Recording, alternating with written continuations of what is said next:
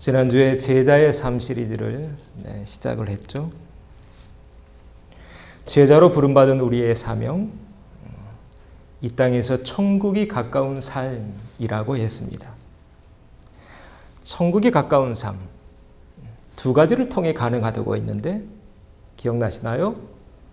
첫 번째는 평화를 비는 말을 통해, 두 번째는 거저주는 손을 통해 가능하다고 했죠.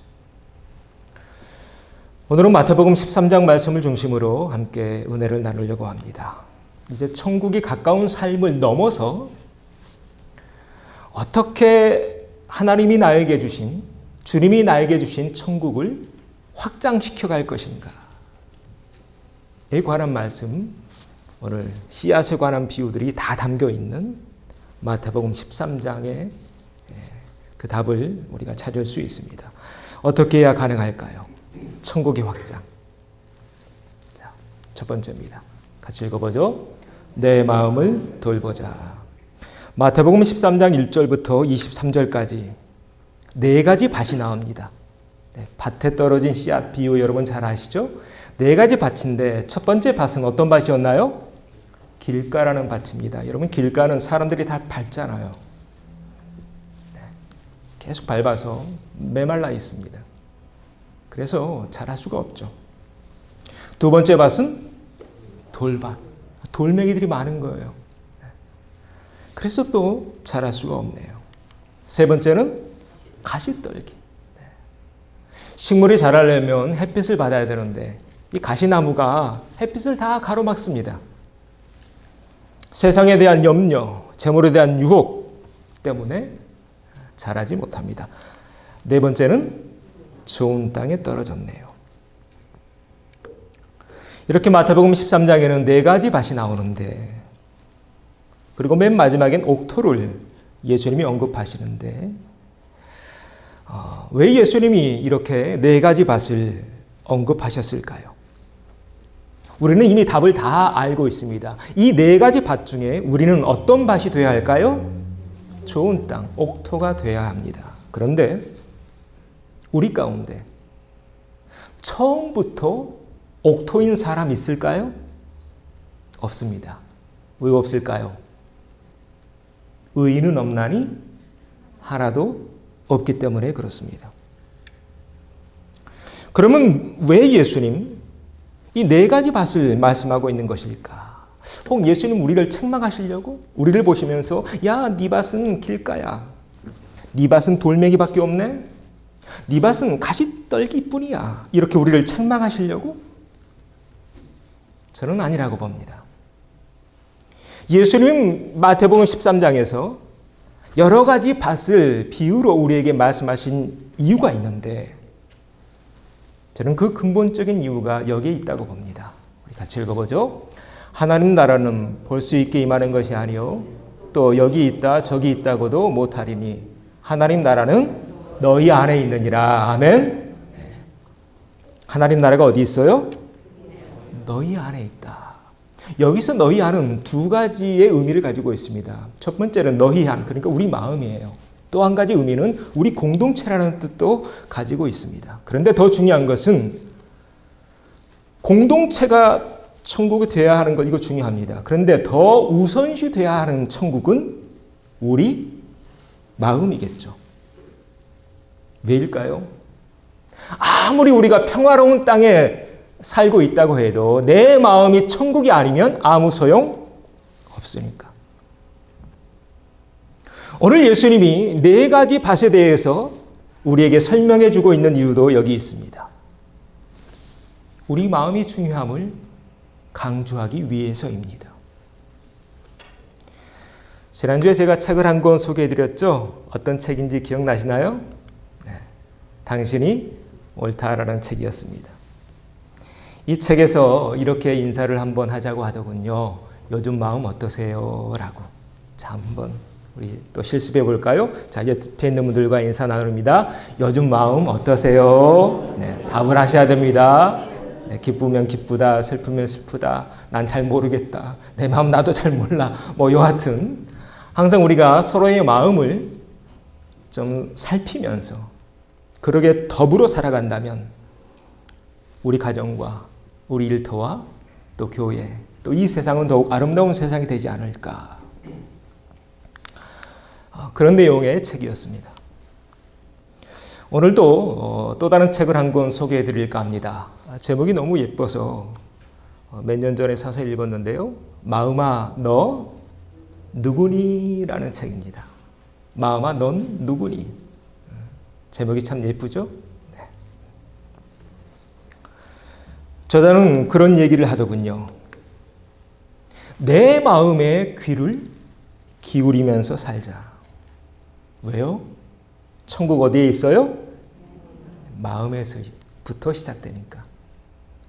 지금 내 마음이 말하고 있는 소리에 귀를 기울이면서 살자. 여러분, 세상이 우리를 그냥 내버려 두지 않잖아요. 이 사람 저 사람이 내 마음을 밟아버립니다. 그래서 길가와 같은 밭을 만들어 버립니다. 또 이 사람 저 사람이 내 마음밭에 돌멩이를 던집니다. 또 내 안에 있는 염려와 근심과 물질에 대한 이런저런 생각들이 내 마음을 덮어버립니다. 그래서 내 마음을 죽이죠. 이게 우리가 살고 있는 현실인데, 그러면 어떻게 해야 우리가 우리 마음 지키면서 살 수 있겠는가? 이 책의 저자는 이런 얘기를 하더군요. 같이 읽어보죠. 마음의 근육을 키우자. 마음의 근육을 키우자. 여러분, 강하면 바이러스가 못 들어오잖아요. 그렇죠? 감기도 그렇고 코로나도 그렇고. 마음의 근육이 단단해지고 강해지면 아무리 사람들이 나에게 돌멩이를 던져도 그 돌멩이를 다 쳐낼 수 있습니다. 그런데 내가 약하면요, 그 돌멩이 다 맞아야 합니다. 그리고 아파합니다. 그리고 피 흘리고 있습니다. 그래서 마음의 근육을 키우자. 왜요? 그래야 내 마음 지킬 수 있으니까. 자, 마음의 근육을 키워야 되는데, 마음의 근육을 키우려면 그러면 어떻게 해야 될까요? 여러분, 몸이 튼튼하셔야 되는데 어떻게 해야 튼튼한 몸이 될 수 있습니까? 잘 먹고 또 날마다 운동도 해야겠죠. 그래서 이런 육의 건강을 위한 영양분도 우리가 섭취를 해야 되지만 영의 건강을 위한 양분도 날마다 섭취해야 합니다. 이에 예수님 우리에게 이런 말씀을 하셨죠. 우리 같이 읽어볼까요? 사람이 떡으로만 살 것이 아니요 하나님의 입으로부터 나오는 모든 말씀으로 살 것이라. 뭘로 살아요? 말씀으로 산다. 여러분 믿으십니까? 네. 말씀으로 산다. 그래서 우리는 주일 성수하는 겁니다. 주일 성수 우리가 율법적으로 난 주일이니까 교회 가야 돼, 이게 아닙니다. 이건 율법적인 신앙입니다. 하나님 사랑하기에, 하나님 만나야 되기에 기쁜 마음으로, 감사함으로 지키는 그날이 오늘 이 주일 아침인 줄로 믿습니다. 우리가 적어도 일주일에 한 번 자동차에 뭐 넣으신가요? 요즘 기름값이 막 올라가지고 움직이기 힘드시죠? 네. 적어도 일주일에 한 번 기름 넣어야 자동차가 굴러갑니다. 우리 마음도 마찬가지입니다. 우리 영도 마찬가지입니다. 아마 여러분 느끼실 겁니다. 주일 성수 안 하면 여러분 마음이 좀 다르죠. 네. 큐티도 마찬가지입니다. 아침에 말씀 한 장 보자는 것입니다. 왜요? 아침에 우리가 밥 든든히 먹어야 그 힘으로 하루를 살 수 있으니까요. 오늘 이 말씀처럼 하나님의 말씀으로 여러분 마음을 더욱 든든히 지켜나가는 우리 모두가 되어지시기를 바랍니다. 자, 우리 옆에 있는 분과 인사하시죠. 하늘 양식으로 마음을 돌봅시다.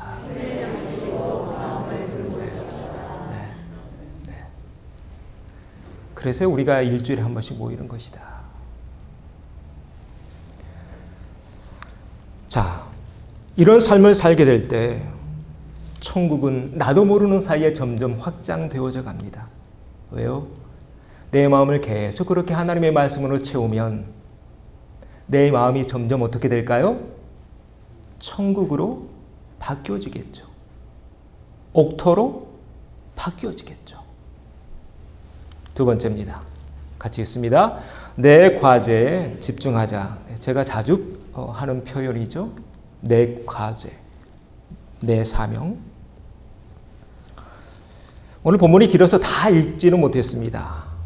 그런데 24절부터 30절에는 또 다른 씨앗 비유가 나옵니다. 13장 24절 같이 읽어보죠. 예수께서 그들 앞에 또 비유를 들어 이르시되 천국은 좋은 씨를 제 밭에 뿌린 사람과 같으니. 네. 천국은 씨를 뿌린 것 같대요. 그런데 누구 밭에 씨를 뿌리고 있나요? 네. 제 밭, 그러니까 자기 밭에. 우리 모두는 사실 그렇습니다. 지금 우리 모두는 각자의 삶을 살고 있을 뿐입니다. 내 인생 다른 사람이 대신 살아줄 수 있나요? 내가 아무리 내 아들을 사랑하고 내 딸을 사랑한다고 해도 대신 살아줄 수는 없는 거죠. 마찬가지입니다. 우리 모두는 다 지금 자기 밭을 가꾸고 있는 사람들이라는 것입니다. 그런데 여기서 한 가지 문제가 발생합니다. 그 다음 말씀 보니까 이런 말씀이 나와요. 25절 보니까 같이 읽어보죠. 사람들이 잘 때에 그 원수가 와서 곡식 가운데 가라지를 덧뿌리고 갔더니. 네. 분명 좋은 씨앗을 뿌렸는데 사탄이 몰래 와서 뭘 뿌리고 갔어요? 가라지를 뿌리고 간 것입니다. 언제 뿌리고 갔나요? 잘 때. 네. 그래서 여러분 자면 됩니까? 안 됩니까? 자면 안 됩니다. 그래서 천국에는 밤이 있을까요? 없을까요? 밤이 없습니다. 이게 신학적으로요. 그래서 천국에는 밤이 없습니다. 그래서 성경에는 자는 걸 굉장히 싫어합니다. 영적인 의미에서 그렇다는 것입니다. 그러나 우리가 이 세상에서 연약한 육신을 가지고 있죠. 우리가 연약한 육신을 가지고 있기에 잠을 안 잘 수는 없습니다. 예수님의 제자들도 그랬잖아요. 예수님 겟세마네 동산에서 기도할 때 제자들 뭐하고 있었나요? 다 자고 있죠. 그때 예수님 뭐라고 말씀하세요? 마음은 원이로되 육신이 약하도다. 예수님 아쉬워하시면서 하신 말씀입니다. 자, 지금 그런 장면입니다. 분명 좋은 씨앗을 뿌린 것 같았는데 나도 모르는 사이에 내 마음밭에 가라지가 자라고 있는 것입니다. 어떻게 해야 할까? 우리 삶 가운데도 이럴 때 많이 있죠. 분명 내가 최선을 다했는데 결과물을 보니까 시원찮아요. 마음에 들지 않아요. 어떻게 해야 할까? 그냥 다 뽑아버려야 될까요? 컴퓨터 리셋 버튼 누르듯이 그렇게 한번 리셋 버튼 누르면 다시 시작되면 좋겠는데 우리 인생이 그렇지는 않잖아요. 그래서 오늘 본문에 나오는 종들도 굉장히 깊은 고민에 빠집니다. 그래서 이렇게 묻습니다. 같이 있습니다. 종들이 말하되 그러면 우리가 가서 이것을 뽑기를 원하시나이까? 뽑아버릴까요, 주인님? 이렇게 물어보고 있습니다. 이때 주인은 뭐라고 말하나요? 같이 읽습니다. 가만두라. 가라지를 뽑다가 곡식까지 뽑을까 염려하노라. 자, 뭐 하라고요? 가만두라. 그냥 내버려 둬. 이런 얘기죠. 앞에서 소개한 책 얘기를 조금 더 해볼까 합니다. 내 주변에 나하고 마음이 맞는 사람만 있으면 얼마나 좋을까요? 그런데 현실은 그렇지 않죠. 어떤 사람들은 계속 나를 밟는 사람들이 있습니다. 어떤 사람들은 내 주변에 있는 사람들 가운데 나를 향해 계속 돌멩이를 던지는 사람들도 있습니다. 또 내 안에는, 이건 나의 문제죠. 내 안에는 이런저런 가시들, 이런저런 상처들, 그런 것들이 나를 잡아당기고 있습니다. 성장하지 못하게. 어떻게 해야 될까? 나에게 계속 상처를 주는 사람들, 어떻게 대처해야 될까? 이 책의 저자, 오늘 소개하고 있는 마음아 너 누구니? 라는 책의 저자는 피하고 싶지만 어쩔 수 없는 사람들의 부류를 이렇게 좀 나누어 놨더군요. 그러면서 이렇게 대처해라 라고 말하고 있던데요. 첫 번째는 이런 사람들이 있습니다. 질투와 시기심이 많은 사람들. 내 주변에요. 굉장히 질투심이 많은 사람들이 있죠. 그 사람 앞에서는 자랑하지 말고 그 사람을 칭찬해 주라고 합니다. 왜냐하면 자신도 칭찬받고 싶은데 근데 능력이 안 되니까 계속 질투만 하고 시기만 하는 것입니다. 또 내 옆에 불평불만이 많은 사람이 있을 수도 있습니다. 이런 사람들 내 곁에 있다면 어떻게 해야 될까요? 가능하면 가까이 하지 말고 맞장구 치지도 말고 충고도 하지 말라고 합니다. 왜요? 불평불만이 많은 사람 가까이 하면 나도 그렇게 되니까요. 그러니까 나도 모르게 전염됩니다. 여러분 참 신기하지 않던가요? 부부 보면 굉장히 닮아있죠. 그렇죠. 오래 살다 보면 서로 점점 닮아갑니다. 두 번째 경우가 그렇습니다. 세 번째, 홍대 주변에 자기 얘기만 하는 사람이 있습니다. 여러분 주변에도 그런 친구들 있나요? 무슨 얘기하면 자기 얘기만 해요. 얘기가 좀 서로 주고받고 그래야 재밌잖아요. 근데 자기 얘기만 하려고 해요. 이럴 때는 계속 들어주다가 간혹 그 사람이 다른 사람의 말을 잘 듣고 있는 장면을 포착할 때 그때를 콕 집어서 칭찬해 주랍니다. 그러면 서서히 바뀌어진대요. 네 번째는 예의 없고 고집스러운 사람이 있습니다. 혹 여러분 주변에 그런 사람 있나요? 말이 안 통해요. 고집이 너무 세.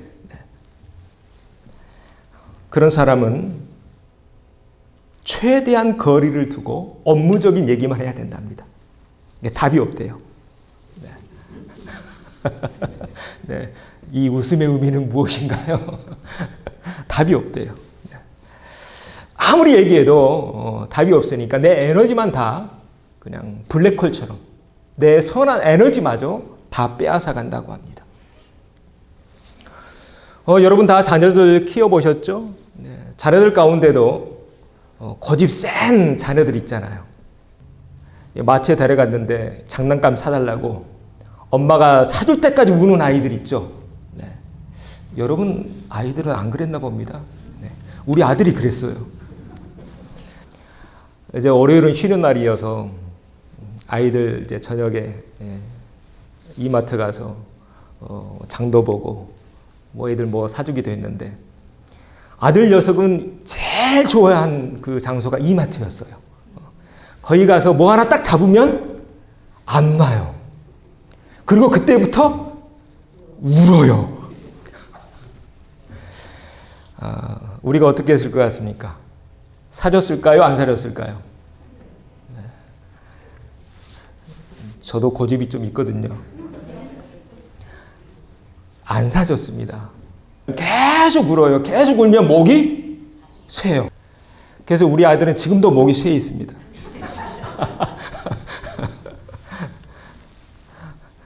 네. 그래서 이 책에 그런 내용들이 쭉 담겨져 있었는데요. 고집 센 사람들이 있습니다. 거기에 내가 계속 응해주고 운다고 해서 달래주고 계속 비유 맞추면요. 나중에 커서도 그렇게 돼요. 어릴 때 그 고집 한 번은 꺾어야 되는 것 같아요. 꺾지 않으면 계속 부모가 끌려다닙니다. 자, 그런 내용들이 이 책에 담겨져 있었습니다. 어떻게 좀 공감이 되시나요? 우리가 이 세상을 사는 동안 이런저런 사람 만나는데 어떻게 상대해야 될까? 자, 그래서 오늘 본문에 지금 가라지가 자라고 있어요. 분명 내가 원치 않는 가라지예요. 예수님 이렇게 말씀하십니다. 우리 다시 한번 읽어보죠. 가만두라. 가라지를 뽑다가 곡식까지 뽑을까 염려하노라. 가만둬. 왜요? 그건 내 과제가 아니잖아요. 그냥 가만둬. 자칫 그거 건들다가 그거 뽑으려고 하다가 내 선한 에너지마저 다 빼앗기면 안 되잖아요. 제가 지금까지 목회하면서 또 공부하면서 깨우친 바가 하나 있습니다. 사람은요, 저를 보니까 그런 것 같아요. 사람은 자기가 깨우친 만큼 살다 갑니다. 제가 전에도 한번 말씀드렸죠? 네. 사람은 어떻게 살다 간다고요? 자기가 깨우친 만큼 살다 갑니다. 그래서 저는 제 개인적인 저와의 약속이 있는데 죽을 때까지 공부해야겠다. 죽을 때까지. 그래서 어제보다 오늘이 조금 더 성장하고 성숙한 사람이 되었으면 좋겠다. 작년보다 올해가 더 깊어져 가는 사람이 되었으면 좋겠다. 오늘 이 말씀 기억하십시오. 여러분의 선한 에너지를 쓸데없는 일, 내가 어찌할 수 없는 그런 일에 빼앗기지 마십시오. 예수님 뭐라고 말씀하세요? 가만 두라고 말씀하십니다. 그러면서 내 과제에, 내 사명에 집중하라는 말씀이죠. 자, 우리 옆에 있는 분들과 인사하시죠. 내 과제에 집중하며 삽시다.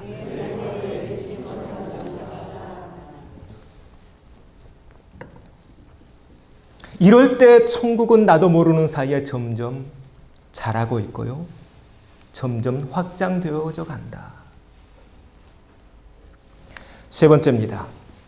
때를 기다리자. 본문 30절에 이런 말씀이 있습니다. 둘 다 추수 때까지 함께 자라게 두라.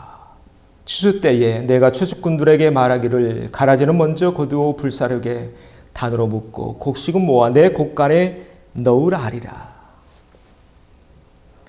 예수님 가만두라고 말씀하셔요. 그래서 지금 이 논에 두 가지가 같이 자라고 있습니다. 하나는 곡식이 달려있는 벼, 다른 하나는 텅 비어있는 가라지. 겉으로 보기에 똑같더군요. 저도 시골에서 자랐기 때문에 잘 압니다. 똑같아요. 분별해내는 거 정말 쉽지 않아요.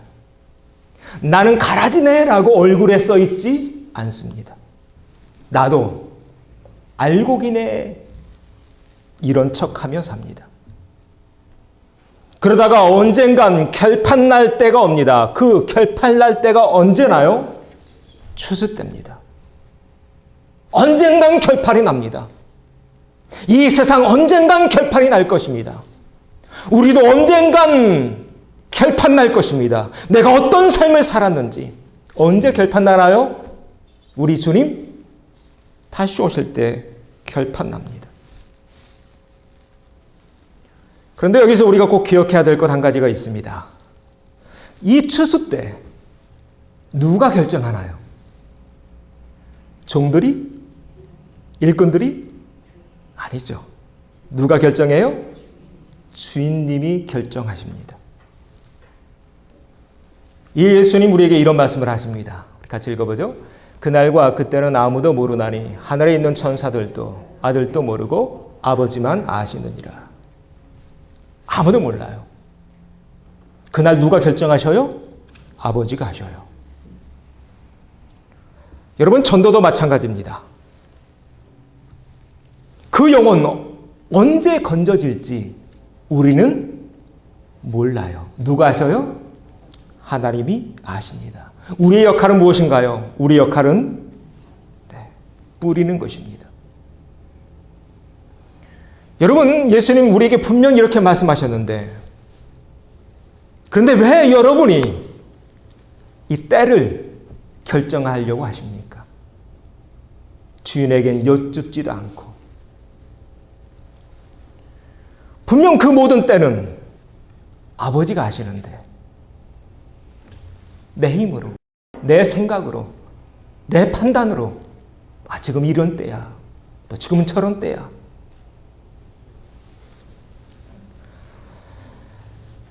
그렇게 자기가 모든 걸 다 결정해 놓곤 나중에 실망합니다. 그래서 예수님 잘 믿다가 보면 넘어져 있습니다. 실족해 있습니다. 그리고 포기합니다. 원망합니다. 왜 갈아지냐고. 왜 아무 열매가 없냐고. 왜 안 익었냐고. 그때는 하나님만이 아시는데요. 하나님의 시간표와 내 시간표가 똑같다면 얼마나 좋을까요? 여러분 지금까지 하나님 쭉 믿고 계시는데 하나님의 시간표와 내 시간표가 딱 맞아떨어진 그런 때가 있던가요? 제 경험으로 미루어 봐서는 물론 그런 때도 있었지만 그렇지 않을 때가 더 많더군요. 구약의 모세가 그랬습니다. 모세는 이집트의 왕자였죠. 궁중에서 힘도 키우고 지혜도 키웠습니다. 그래서 나이 40이 되었습니다. 여러분 남자가 나이 40이 되면요 뭔가 이룰 나이입니다. 그래서 나도 뭔가 이젠 이룰 거야 그런 마음이 가득했습니다. 그런데 어떻게 되었나요? 나이 40에 궁중에서 쫓겨납니다. 동포들 누가 막 때릴 때 감독관이 때릴 때 그때 간섭했잖아요. 그래서 쳐서 죽였죠. 힘이 셌습니다. 나이 40에 내 힘으로 뭔가 이룰 수 있을 것 같았습니다. 그러나 그런 나이 40에 도망자가 됩니다. 그리고 또 나이 40이 흘러버립니다. 어디에서? 광야에서. 내 시간표에는 나이 40에 체크가 되어 있었습니다. 그런데 하나님의 시간표에는 체크가 되어 있지 않았던 것입니다. 모세의 인생에서 하나님의 시간표는 몇 살에, 모세의 나이 몇 살에 체크가 되어 있었을까요? 80에 체크가 되어 있었죠. 그래서 나이 80에 가시떨기에서 그를 부르시죠. 사람의 나이 80이라면 이제 인생을 서서히 정리해 가고 모든 걸 원만하게 마감해 갈 그런 시간표였지만 하나님의 시간표에는 80부터가 시작이었던 것입니다. 내 시간표와 하나님의 시간표가 딱 맞아떨어진다면 얼마나 좋을까요? 그런데 성경에서 보면 그런 경우가 많지 않더라는 것입니다. 우리가 하나님을 믿으면서 신앙생활하면서 잊지 말아야 될 것 가운데 하나가 이것인 것 같습니다. 모든 것을 내 생각대로, 내 시간표대로, 내 계획대로 끌고 가려고 하거나 지레 짐작해서 섣부르게 결론을 내버리는 그런 오류에 빠지지 말아야 한다는 것입니다. 여러분 기억하십시오. 우리는 아나요, 모르나요? 우리는 모릅니다.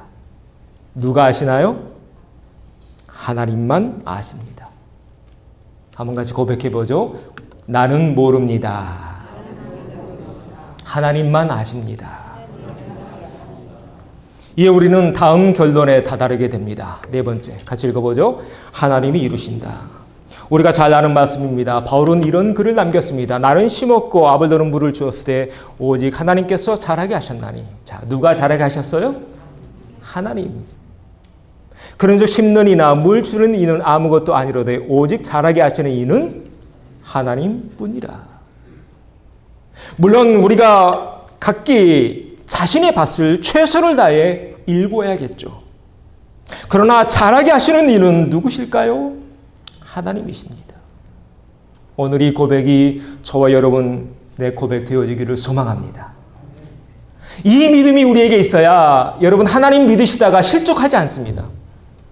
이 믿음이 우리에게 있어야 하나님 믿다가 시험 들지 않습니다. 지치지 않습니다. 하나님보다 앞서려는 그런 신앙의 오류에 빠지지도 않습니다. 제가 참 좋아하는 말씀입니다. 우리 인생도 그렇고 목회도 그런 것 같습니다. 내 힘으로 하려고 할 때 지치더군요. 내 힘으로 하려고 할 때 나도 지치고 가족들도 지치고 교인들도 지치고. 자, 누가 하셔요? 하나님이 하셔야 된다. 오늘 씨앗에 관한 말씀들을 쭉 함께 나누었는데요. 마태복음 13장에는 마지막 한 가지 이야기가 더 나옵니다. 우리가 잘 아는 겨자씨 비유입니다. 이 비유를 끝으로 씨앗 비유는 막을 내립니다. 천국은 마치 사람이 자기 밭에 갖다 심은 겨자씨 한 알 같으니 이는 모든 씨보다 작은 것이로되 자란 후에는 풀보다 커서 나무가 되매 같이 있습니다. 공중의 새들이 와서 그 가지에 깃들이니라. 아멘. 마태복음 13장 전체는 씨앗에 관한 말씀인데 맨 마지막에 나와 있는 말씀입니다. 세상에서 가장 작은 겨자씨 한 알. 그런데 그게 땅에 심겨졌습니다. 그리고 자라납니다. 어떻게 되었나요? 공중의 새들이, 정처 없이 떠돌아다니는 새들이 그 따가운 태양을 피해 그 가지에 깃들게 된다. 예수님 왜 이 씨앗에 대한 비유로 이렇게 많이 말씀하시고 맨 마지막에 이 말씀을 우리에게 주시는 것일까? 아마 이것이 주님이 우리에게 원하신, 바라시는 삶의 모습이 아닐까? 바라기는 우리의 삶의 모습이 이와 같기를 소망합니다. 우리 주변에도 많이 있잖아요. 지친 영혼들, 상한 영혼들, 힘이 빠진 영혼들. 그 영혼들 마음 들 곳 없어 여기저기 또 돌아다니는 영혼들.